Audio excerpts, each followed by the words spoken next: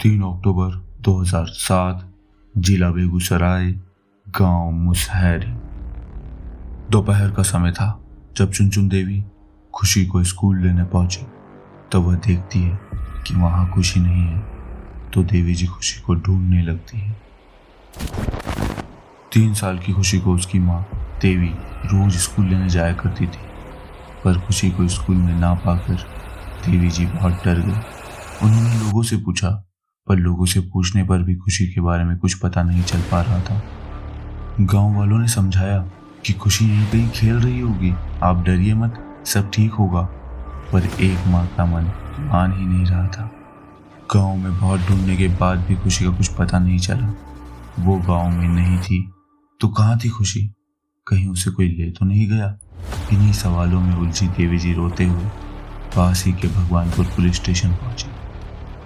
छोटी बच्ची का अपहरण का केस था, तो पुलिस ने इस केस को सीरियसली लिया, और जब पुलिस ने इस केस की तहकीकात की तो उन्हें कुछ ऐसी चीजें पता चली जिसकी उम्मीद किसी को नहीं थी।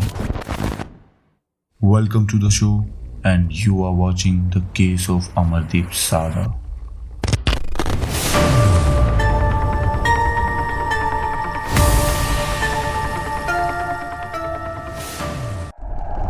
तो जब पुलिस गांव पहुंची तो उन्हें पता लगा कि खुशी इस गांव से गायब होने वाली पहली बच्ची नहीं है।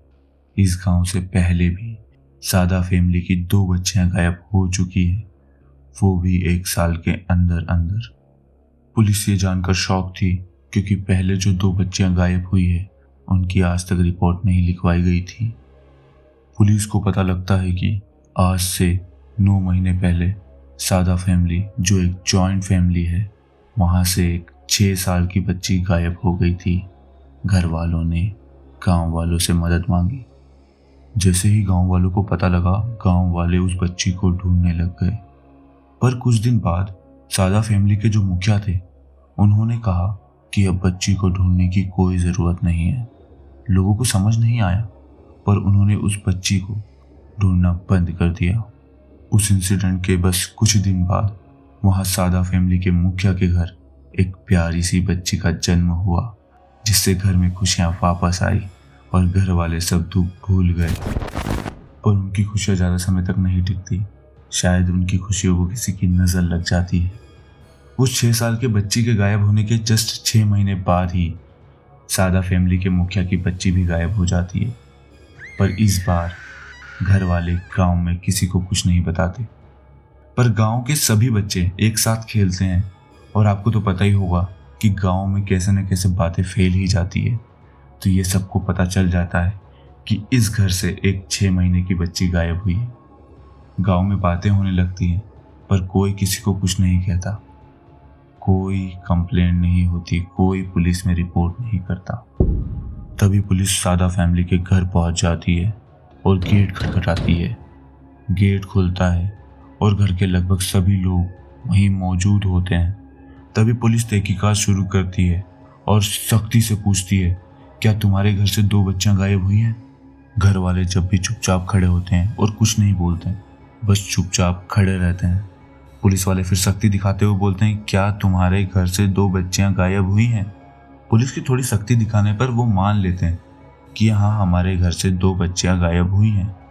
पुलिस पूछती है, तुमने रिपोर्ट क्यों नहीं लिखवाई? तो वो कहते हैं, साहब हम गरीब लोग हैं, डर गए थे कि हमारे साथ कुछ और ना हो जाए, पुलिस हमें पकड़ ना ले। फिर पुलिस पूछती है कि तुम्हारे गांव से चुनचुन देवी की 6 महीने की बच्ची गायब है, उसके बारे में कुछ पता है? तो कोई कुछ नहीं कहता, सब चुपचाप खड़े रहते हैं।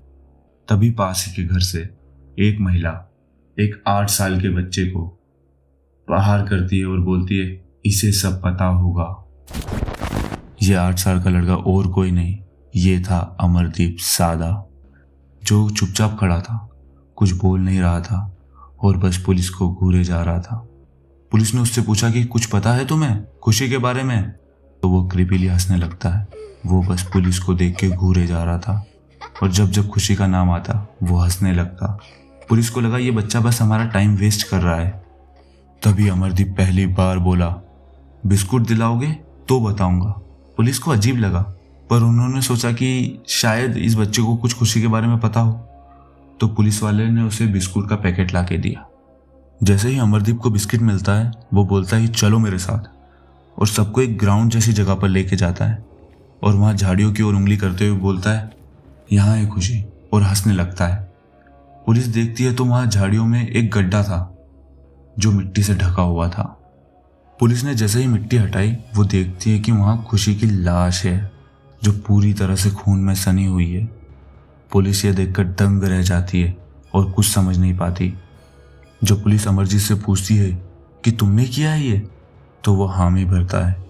उसके एग्जैक्ट वर्ड ये थे कि मैंने उसे सुला दिया, और फिर हंसने लगता है।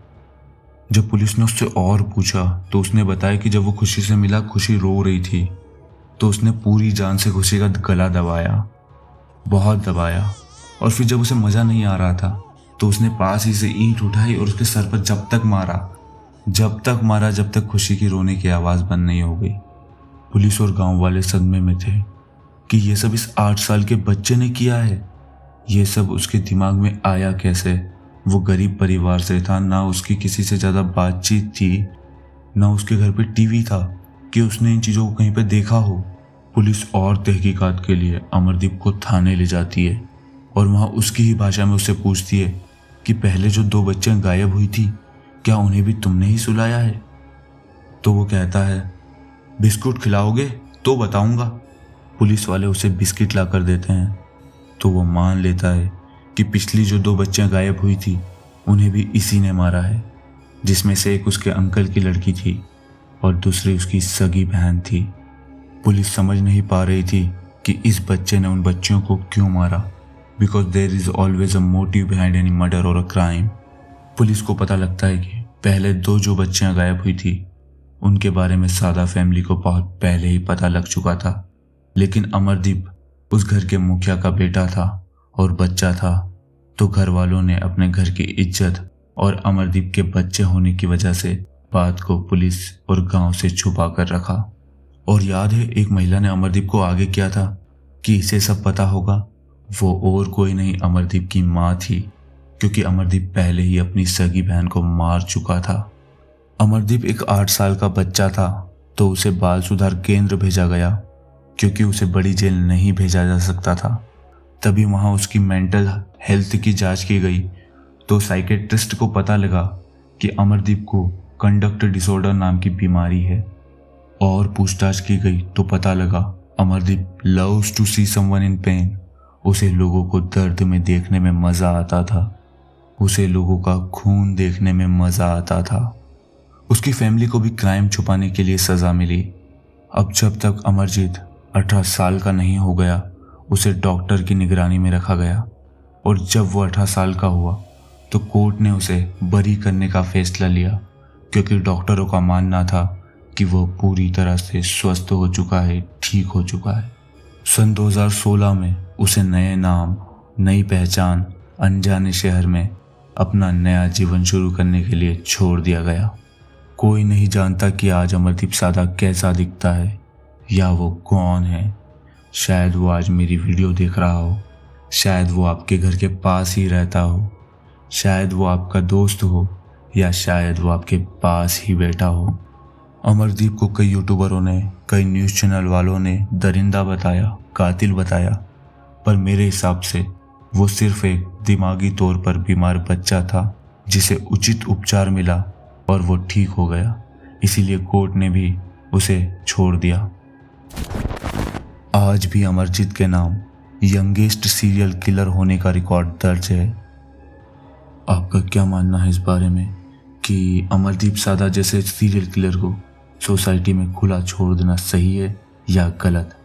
कमेंट्स में बताइए।